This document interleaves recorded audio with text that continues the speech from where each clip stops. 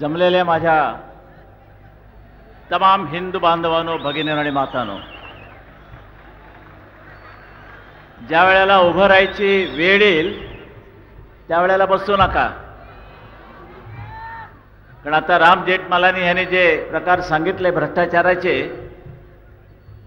त्यामुळे आज ना उद्या तुम्हाला असं उभं राहावं लागणार आहे आणि ती वेळ काही दूर नाही आहे. पण नेमकं त्याच वेळेला खाली बसाल. ठीक आहे, जरा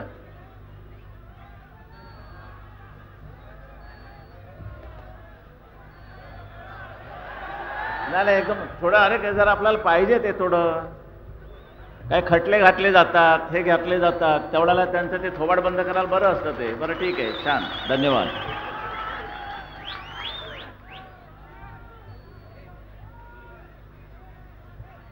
राम जेठमलानी मुंबईत आले होते आणि त्यांनी मला फोन केला. म्हटलं नुसता फोन करू नका, लोकांना कळू द्या तुमचं आणि आमचं नातं आहे आणि शिवतीर्थावरती तुम्हाला यावं लागेल आणि परखड विचार तुम्हाला मांडावे लागतील आणि त्याप्रमाणे त्यांनी येऊन देशात कसा भ्रष्टाचार चाललेला आहे, दुसरं काही कामच नाही.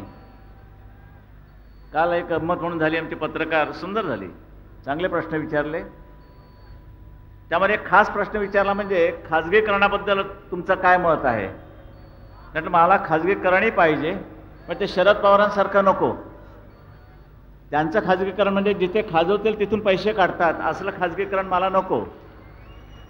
देशाच्या हिताचं जे काही असेल, महाराष्ट्राच्या हिताचं जे काही असेल, लोकांच्या हिताचं जे काही असेल ते जरूर केलंच पाहिजे आणि आम्ही करणार.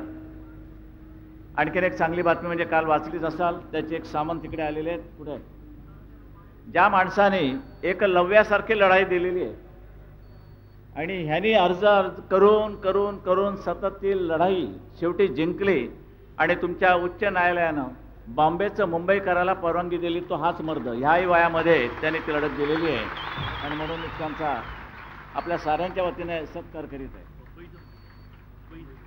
हां, बॉम्बेचं बंबई, बंबईचं मुंबई, आणि आता सगळ्यांनी त्याचा वापर करायचा. मुंबई ह्याखेरीज दुसरं काही नाही. ही अशी माणसं आहेत, चिवट आहेत, घोरपडीसारखी आहेत. बरं, तरुणांना लाजवणारं वय आहे, नाही तर आपण म्हटलं असं कशाला भानगडीत पडा, अमुक आहे तमुक आहे. तरी मी सरपोतदारांना सांगणार आहे की सरपोतदार, तुमची एक केस कोर्टामध्ये नुसती पडून आहे आणि ती म्हणजे मशिदीवरचे लाऊडस्पीकर. हे केव्हा खाली उतरवायचे. हायकोर्टाने कलकत्त्याचा निर्णय देऊन टाकलेला आहे की उतरवा, पहिल्यांदा खाली उतरवा. त्याने उतरवले. पण भयानक बातमी आहे, हे करत असताना दुसरी येऊन ठेपली, थडकली.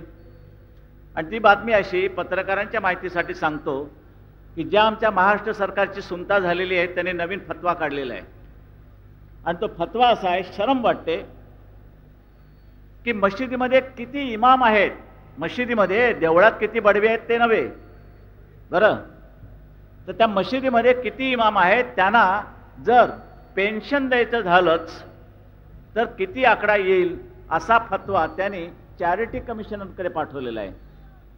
चॅरिटी कमिशनर, लिहून घ्या, चॅरिटी कमिशनरकडे हा फतवा आलेला आहे की सगळ्या मशिदीमध्ये एकूण किती इमाम आहेत आणि असलेच तर त्यांना पेन्शन द्यायचं झालं तर किती पैसा खर्च करता येईल याची माहिती त्यांनी मागवलेली महाराष्ट्र सरकारनं. या शरद पवाराला शरम वाटत नाही. आणि तुम्ही तरी कसे मुरदाडासारखे बसणार आहात. कोणत्याही परिस्थितीमध्ये या वेळेला काँग्रेसला निदान महाराष्ट्रामध्ये गाडायचीच. पण हे करत असताना किती जणांनी आपली ओळखपत्र काढली तेवढं सांगा मला. हात वर करा. आम्ही सगळ्यांनी नाही उगीच करायचं म्हणून करू नका हो. खरंच फोटो काढलेत. हा, काय नाही तर निर्णय जर वाकडा गेला, उलटा गेला तर चेहरे मात्र फोटो काढण्यासारखे होतील. प्रत्येक कडवट हिंदूवाद्यानं आपले फोटो काढलेच पाहिजे. तिकडे त्यांच्या रांका सुरू झालेल्या आहेत. कालच मला वाटतं आमच्या शिवसैनिकांनी एक बांगलादेशची मुसलमान पकडून दिली. नागपाड्याला जवळजवळ नाही म्हटलं तरी कमीत कमी 450 मुसलमानानं बांगलादेशचे पासपोर्ट दाखवून ओळखपत्र काढली. बोला आता ह्या कर्माला काय करायचंय मला काही कळत नाही. बरं, संतापून, नुसतं संतापून काय उपयोग आहे. हा संताप आता बाहेर पडण्याची वेळ आलेली आहे. मी म्हणतो जर ह्या निवडणुका सुखासुखी पार पडल्या तर ठीक, नाहीतर ह्या देशामध्ये यादवी युद्ध टाळता येणार नाही आणि ते होणारच. भयानक यादवी युद्ध होणार आहे.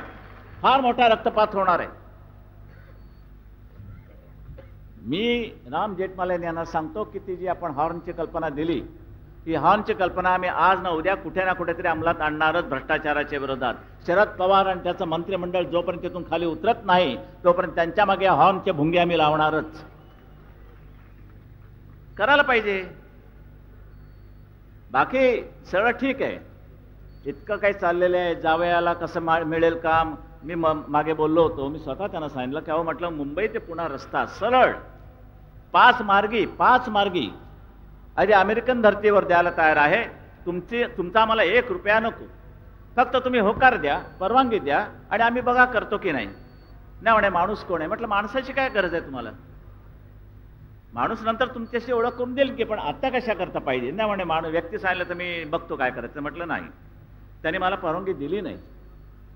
म्हणजे पुण्याला जो आज त्रास होतोय 6-6 तास 8-8 तास, संध्याकाळी निघाला तर पहाटे पोचता मुंबईला, काय अंतर आहे. जेमतेम 2.5-3 तासाचं अंतर. रेंगाळत गेला तर 3.5 तास, 6 तास लागतात, 8 तास लागतात. आणि हा जर रस्ता त्याने मला दिला असता की जो आता ह्या क्षणाला तयारही झाला असता, 90 साली मी त्यांना बोललो होतो, दिला नाही. सरळ 2 तासामध्ये तुमचं पुण्याला असं सरळ, कुठेही वाकड्या मार्गाने जायचं नाही. पण दिलं नाही. शेवटी खाजगी एक दौरा काढला, इंडोनेशियाला गेले, जाकार्तामध्ये त्यांचे जावई राहतात, त्यांच्या मार्फत कुठेतरी एका कंपनीशी एक कुठेतरी करार मदार करून आता तुम्हाला तो सरळ रस्ता मिळणार आहे. हा भ्रष्टाचार नव्हे? हा भ्रष्टाचार नाही तर मग का त्याच कंपनीला का, जिथे तुमचा जावई आहे तिथेच का? त्याला उत्तर नाही. आणि काय नाही, बाकीचे आपले जे काही आमच्या विरोधात आहे ते टोळकं एकत्र झालेलं आहे. खेळणार काय आता मी फारशी किंमत देत नाहीये. आणि झालं शेवटी, ते जे व्हायचं तेच झालं, जे मी म्हटलं त्याचप्रमाणे झालं. माझे काही भाकीत असतात, माझे काही राजकारणाचे आडाखे असतात, ते बरोबर येतात, तसेच होतात. त्यांनी माझ्याबद्दल एक तक्रार केली सीबीआयकडे, म्हणजे माझा पाठिंबा पाहिजे ह्या माणसाला. आणि सीबीआयकडे माझी तक्रार करतो की बाळासाहेब ठाकरे यांचे काहीतरी भाई ठाकूरशी संबंध आहेत. काय गरज आहे तुम्हाला? पुरावा असेल ना द्या की.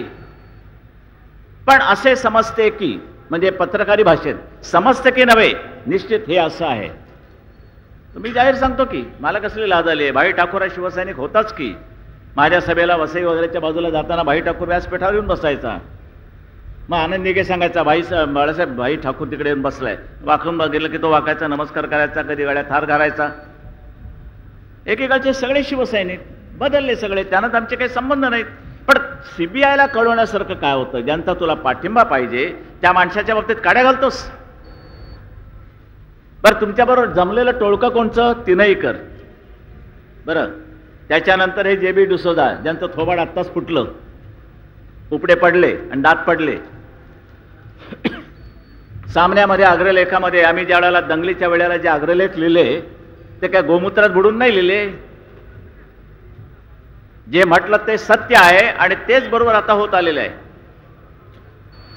आणि उद्या असं धरून आलं की इमामांना पेन्शन देण्याची पाळी या महाराष्ट्र सरकारने महाराष्ट्रावर जर आणली, कारण हा पैसा तुमचा आहे, तुमच्या खिशातनं करोडरूपाने गेलेला, तिथे जमलेला, तुंबलेला, तो त्यांना वाटतं. आणि ह्याच्यावर जर मी तळाडून कडाडून लिहिलं, तुम्ही माझ्यावर केस घालता. आणि एक फालतू कोणीतरी जे बी डुसाचा उठतोय आणि तो सांगतोय की हे अग्रलेख असं आहे, त्याच्या काय त्या अग्रलेखामुळे झालं काय? शेवटी कोणाचं नुकसान झालं, कोणाचा फायदा झाला? या तरुणांमध्ये जर देशाभिमान जर भिनवायचा नसेल तर मग कशामध्ये भिनवायचा? म्युन्सिपाल्टीच्या नळात? हे मी असंच लिहित जाणार. मला खटल्यांची पर्वा नाहीये. काल परवाकडे आणखीन एक नोटीस आली परभणीची, घाला म्हटलं. मला जे देश हिताचं असेल तेच मी करत राहणार, मला खटल्यांची पर्वा नाही. पण धोका काय? आलतू फालतू असे प्रत्येकजण पत्रकारांच्या विरोधात जर कोर्टात जाऊ लागले तर लिहिणं मुश्किल होईल. न्यायमूर्तीच्या शेजारी आम्हाला चेंबर ठेवावं लागेल. अग्रलेख लिहिला, न्यायमूर्तींकडे जायचं, त्यांना सांगायचं बघावं काही गडबड नाही ना, भानगड नाही ना, प्रॉसिक्युशन होणार नाही ना, खटल्यासारखं नाही ना. मग राहिलं काय तुमचं स्वातंत्र्य? म्हणून माझं असं म्हणणं आहे की आमच्या लिहिण्यावरती बंधन येता कामा नाहीये. आणि जर आम्ही वाकडे तिकडे लिहिलं तर त्याकरता गृह खातं बसलेलं आहे आणि दिल्लीमध्ये प्रेस काउन्सिल नावाची एक स्वतंत्र संस्था आहे. ती आमच्यावरती कारवाई करते. जाती जमातीमध्ये उद्या काही भानगडी केला ते देतात आम्हाला. त्यांचं प्रेमपत्र येतं की अग्रलेख यांच्यामध्ये आणि त्यांच्यामध्ये तुम्ही लावून देणारा लिहिलात, करा काय करायचं ते. पुन्हा हक्कभंग आहेत हे आमदारांचे आणि ह्यांचे आणि त्यांचे हक्क जपायचे. पण ज्यांच्या हक्काकरता तुम्ही ज्या विधानसभेमध्ये गेलेला आहात, ज्यांचे हक्क जमण्याकरता तुम्ही ज्या लोकसभेमध्ये गेला आहात, त्यांच्या हक्काबद्दल काही नाही. ते हक्क आम्हाला जपावे लागतात पत्रकाराच्या नात्यानं. आणि एक शिवसेना या संघटनेचा एक प्रमुख म्हणून सुद्धा मला त्यांचे हक्क जपावेच लागतील. कारण मी कोणी नसलो तरी माझा एक अधिकार आहे, तो मी बजावणार. हा एक संताप आहे. काय सहन करतात त्याविषयी कोणी म्हणतात की आमच्या एका खासदाराला मारलं, जोडणार की. शिवसेनेच्या तिकिटावरती निवडून यायचं आणि बदमाश तिकडे जातात, मग त्यांना काय ओवाळू.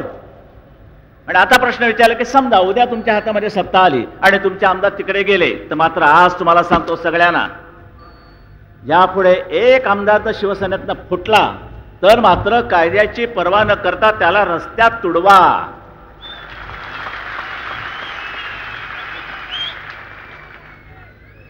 बरं. आणि महिलांनी ते एक चांगलं काम बजवावं. जाम काय अगदी काळं वेळं अगदी वाटतं ते त्याच्या अगदी अंगावरती नाचला तरी चालेल, पण ह्या भडव्यांना अशीच शिक्षा झाली पाहिजे. करणार की नाही, निवडून आल्यानं धडा शिकवणार की नाही, जर आरामखोरी केली तर. समजलं ना. हे करायला पाहिजे. मी लोकशाही फालतू लोकशाही मानत नाही.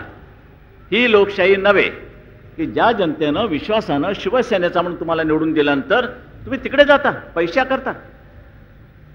सरकार आलं होतं की शिवसेनेचं सरकार आलं होतं, पण शिवसेनेचा मुख्यमंत्री होता कामा नये म्हणून दुष्टाने, आणि विशेष करून जे शरद जोशी आहेत ना, जे शेतकऱ्यांचा नेहमी पोळका येतो त्यांना, पण शेतकऱ्याला विचारत नाही, संपूर्ण बट्ट्याबोळ केलेल्या शेतकऱ्यांचा, त्या माणसानं पहिली त्याची माणसं शरद पवारांच्या इकडे गेली.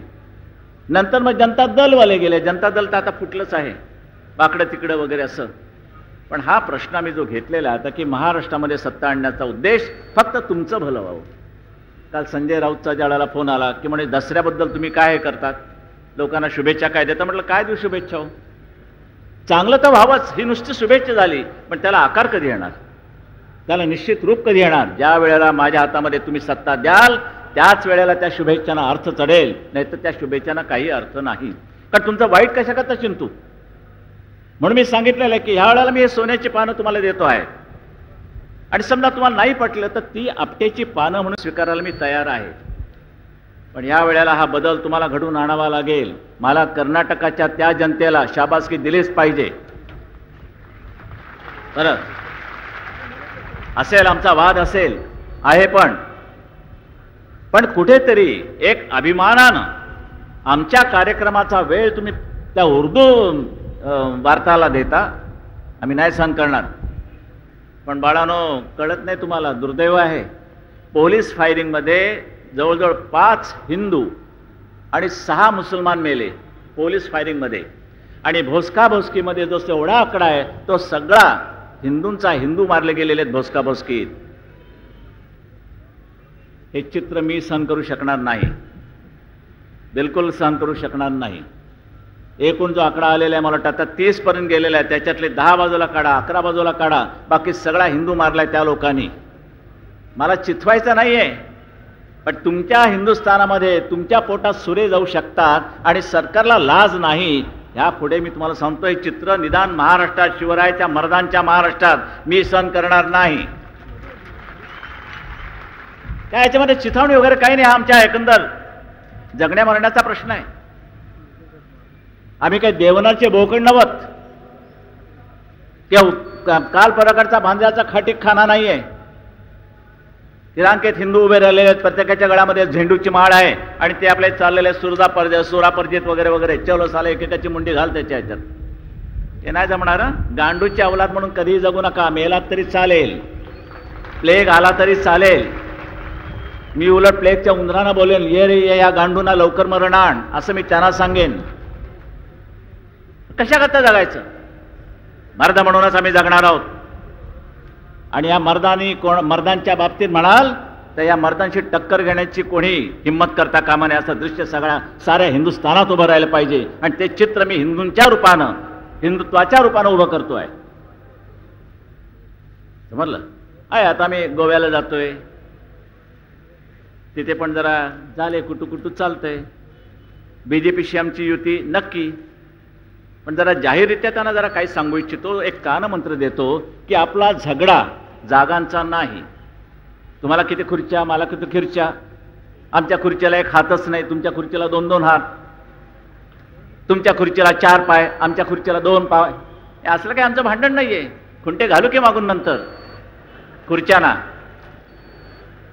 माझं भाषण नीट समजून घ्या, नाही तर उगीच गैरसमज होईल आणि पत्रकार मग एखादा हे करते बाळासाहेबांनी खुंटा घातला वगैरे वगैरे, असं काही करू नका.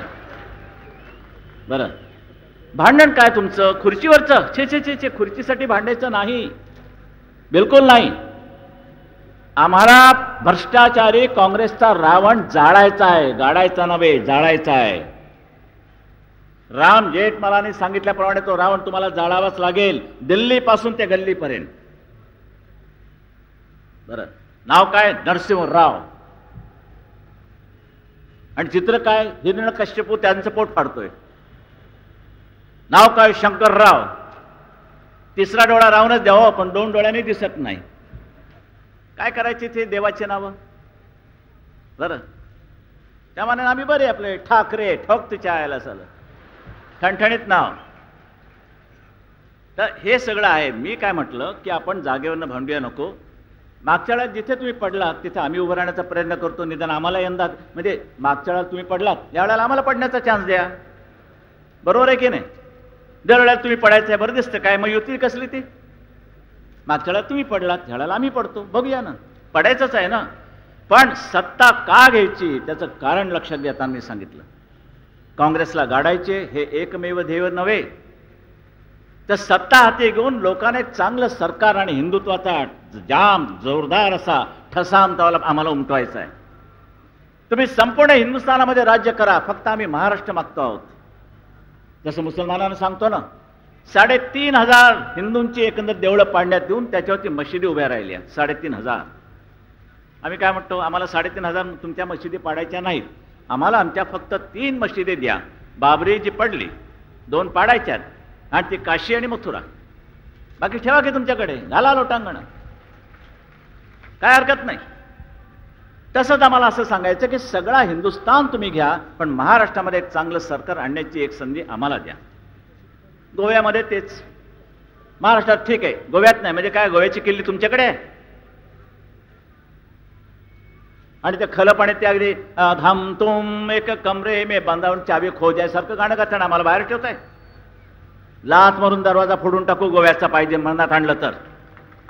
पण केवळ हिंदुस्थानचं नुकसान होईल, हिंदुत्वाचं नुकसान होईल. ख्रिश्चन पोर्चुगीजांचे जे केंद्र कोणी आहेत ना, ते बकरे किंवा त्यांची मेंढरं राहिलीत मागे, त्यांचं तर फावेल.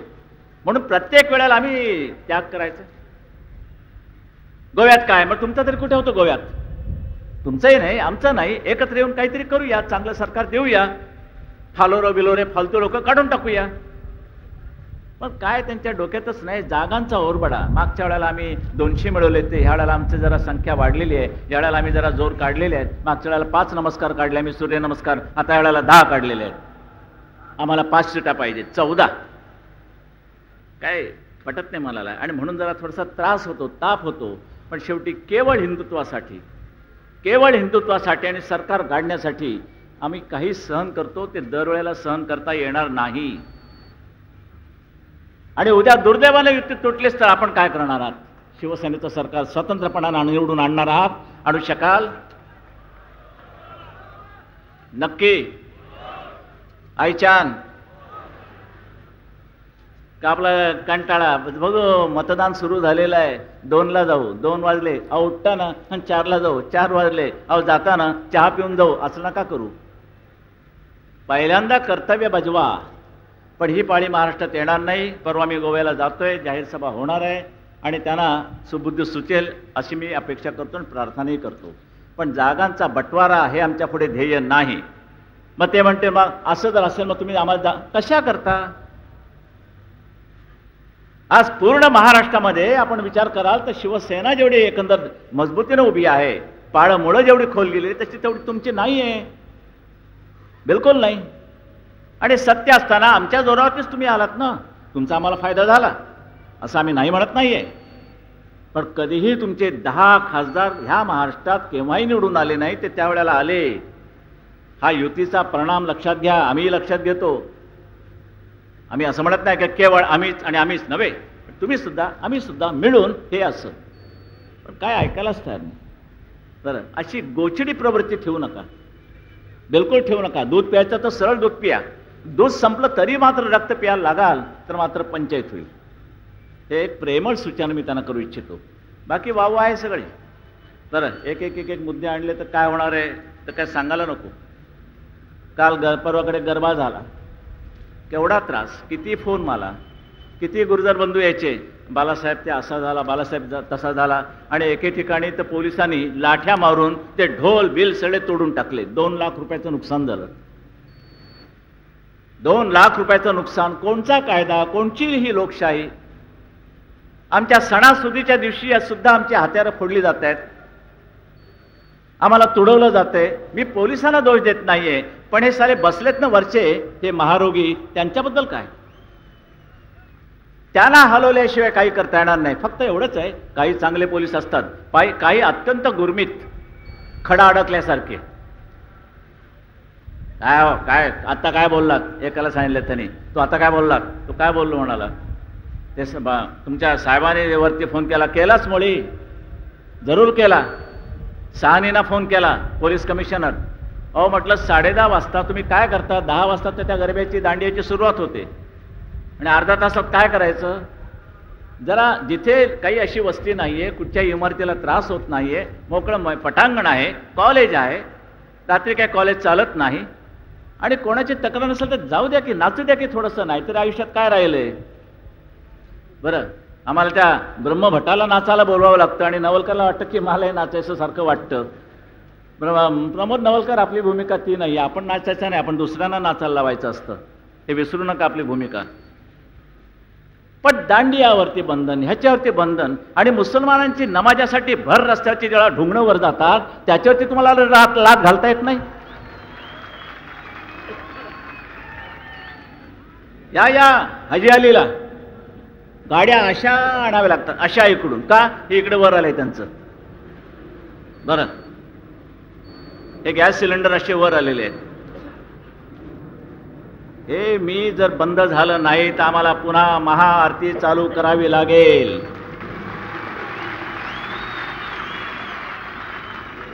कारण आमची बोली होती. पोलीस कमिशनर त्यावेळचे, त्यांच्याशी आमचा करार झालेला आहे की तुम्ही महाआरती थांबवा, आम्ही नमाज रस्त्यावर पडण्याचं, नमाज पडावे, नमाजाला आमचा विरोध नाही. ते मुसलमानांचं स्वातंत्र्य आम्ही त्यांना केव्हाही दिलेलं आहे. पण अतिरेक करू नका. जशी आमची महाआरती रस्ते अडल्यामुळे जर आमच्यावरती खटले घातले जात आहेत, आमच्यावरती खटले घालायला सुरुवात केलेली आहे. महाआरतीमध्ये कोण कोण होते त्यांच्यावरती खटले भरायला सुरुवात केलेली आहे. हिंमत असेल तर करावं, खटले भरावं. कोण कुत्रडे विचारते तुम्हाला आणि तुमच्या न्यायमूर्तींना? पण जर आमच्यावरती खटले घातले जाणार असतील रहदारीला अडथळा केल्याबद्दल, तर त्यांना सुद्धा तुम्हाला रहदारीच्या अडथळ्याबद्दल खटला घालावा लागेल. याला म्हणतात सर्व धर्म समभाव. नाही तर 2 फुल्यात गेला तुमचा सर्व धर्म समभाव. फुल्या कशात घालायच्या? दादा कोणक्यांना विचारायचं. बरं, हे नाही सहन करता कामा, बिलकुल करू नका. आमचं मुसलमानांशी तसं वैर नाहीच. काल परवाकडे मला कोणी प्रश्न विचारला ना की राष्ट्रवादी मुसलमान म्हणजे तरी काय? अहो म्हटलं म्हणजे तरी काय? दंगलीच्या वेळेला आमच्या अंगावरती येणारे मुसलमान बॉम्ब फुटल्यानंतर सुद्धा त्यांच्या अंगावरती गेले पाहिजेत, ते जात नाहीत, आमच्याच अंगावर येतात. दंगल शिवसेनेने केली, दंगल बाळासाहेबांच्या भाषणामुळे झाली, दंगल बाळासाहेबांच्या अग्रलेखामुळे झाली, सगळं माझ्याचमुळे झालं, त्यांना पोरं झाली, माझ्यामुळे झाली. नाही, मला वाटतं अजून एवढं नाही आलं त्यांचं, कुठे माझ्या वाचनात आलं नाही, तुमच्या आलं असेल तर मला माहीत नाही. सगळं आम्ही, ते कसं काय प्रत्येक वेळेला आम्ही सहन करायचं? दरवेळेला आरोपण बॉम्ब फुटल्यानंतर शबाना आझमी, दिलीप कुमार, कोणी एकाचा शब्द तोंडातनं बाहेर पडला नाही 12 ठिकाणी, आणि तो सुद्धा हिंदूंच्या विभागात. एकाही मुसलमानांच्या मोहल्ल्यामध्ये बॉम्ब फुटला नाही ना तुकडा त्यांच्या मोहल्ल्यात गेलाय. आठवतंय तुम्हाला मुंबईकरांना? सगळं आमच्या इकडे फुटलं तरी एकाही माणसानं तोंड उघडलं नाही. जेवढे आमच्या विरोधात फटाफटा फटाफटा लिहायला सुरुवात होते, बोलायला सुरुवात होते, काही झालं नाही. याची चीड आहे मला. तुम्ही न्यायानं आम्हाला वागवा, न्यायानं आम्हाला झोडा. आम्हाला न्यायानं झोडलात आमची तक्रार नाही, अन्यायानं झोडलेलं मात्र सहन करणार नाही. पोलिसांना सुद्धा नम्र विनंती आहे, काही जर आता डोळे मारून काम करण्याची वेळ आलेली आहे. दरवेळेला असताना आमच्यासमोर हे करू नका, वर करू नका. ते जे येते त्याच्याकडे लक्ष ठेवा. मला माझ्यावरती आता नवीन मारेकरी आलेले आहे. खलिस्तानचे 2 काहीतरी एकंदर गट आहेत अजून जिवंत. बाकी बहुतेक त्या रिबेरो आणखीन गिलनी संपवले, अजून 2 जिवंत आहेत. त्यातला एक मारेकरी जुहूला आला आणि जुहूहून पाकिस्तानला गेला. माहिती कोणाची? पोलिसांची. कुठे रे गेला, कुठे रे गेला तो? बाळासाहेबांना मारलेला माणूस. साहेब तो आता जुहूला हॉटेलमध्ये आहे. अच्छा, हां, व्यवस्था झाली आहे ना? बघ काही कमी पडू देऊ नको असं. काही झालं तरी तो मारेकरी आहे. आरामात जुहूला राहून पाकिस्तानात गेलाय आणि त्यांनी त्यांची माणसं ठेवली आहेत की ह्या वेळेला ह्याला उडवायचा. त्यांना सांगतो, ज्या दिवशी ज्या रंगाची गोळी माझ्या अंगाला चाटून जाईल तर चाटणार नाहीच, तर मात्र ती अवलाद ह्या महाराष्ट्रात नव्हे हिंदुस्थानात जिवंत ठेवायचे नाही.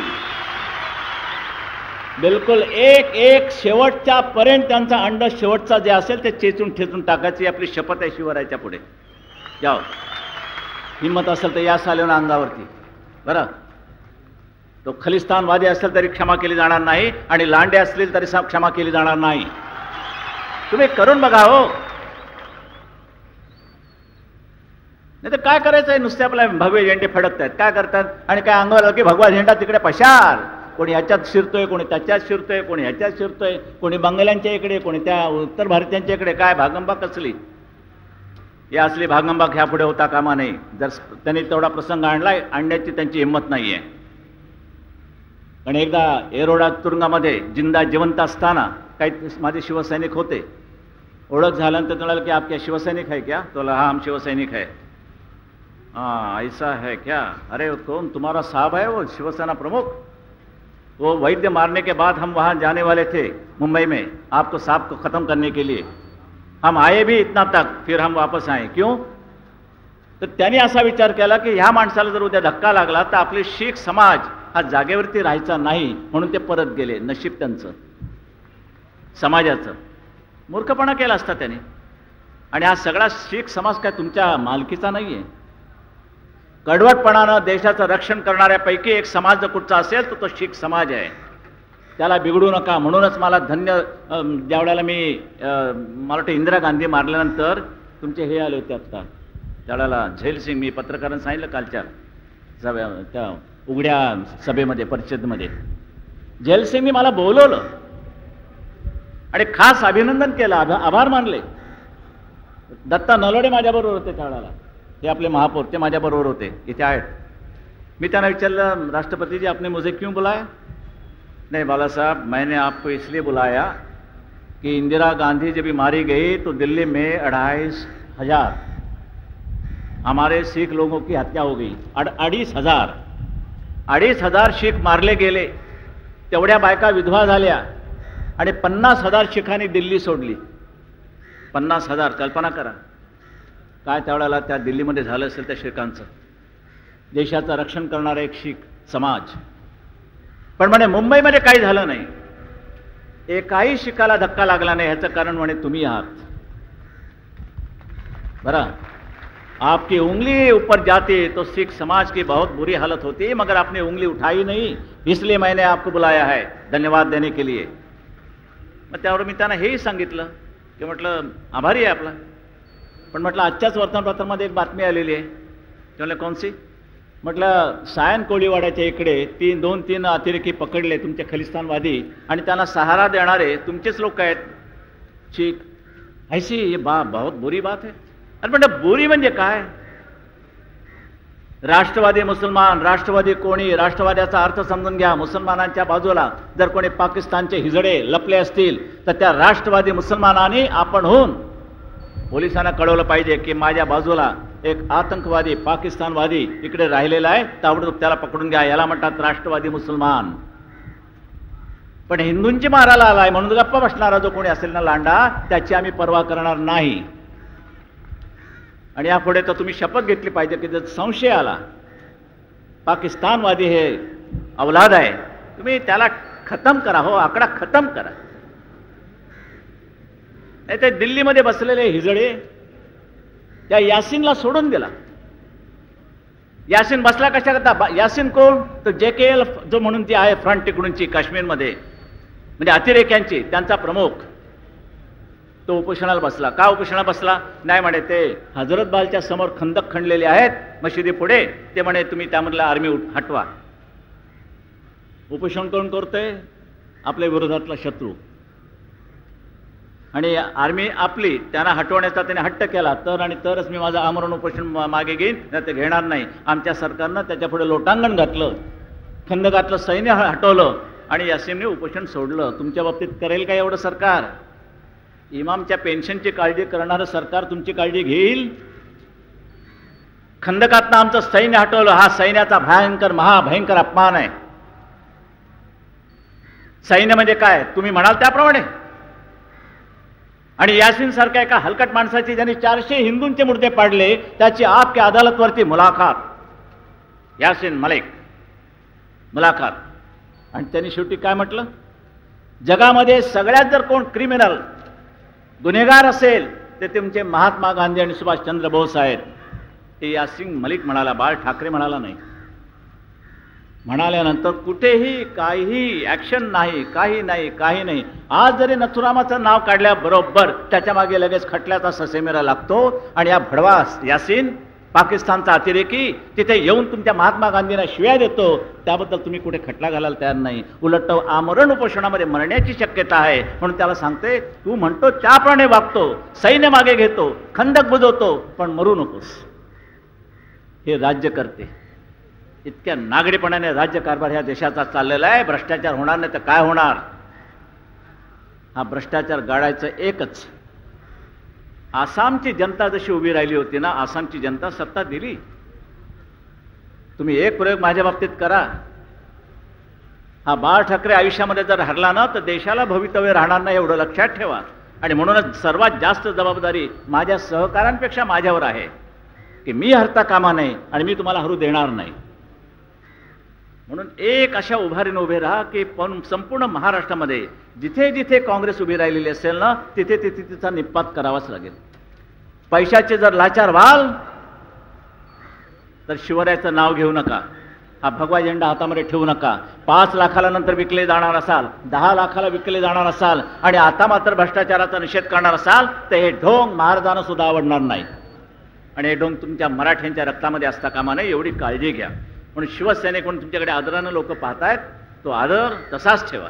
आज जास्त तापवत नाहीये, कारण आता झाला 1 वाजायला आला, लांबून लांबून आलेले आहात.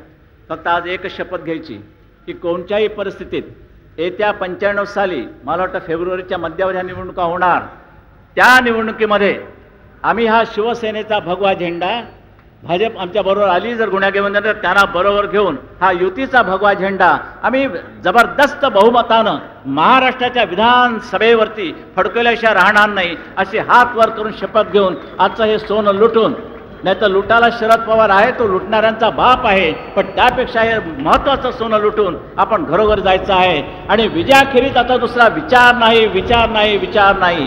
जय हिंद, जय महाराष्ट्र.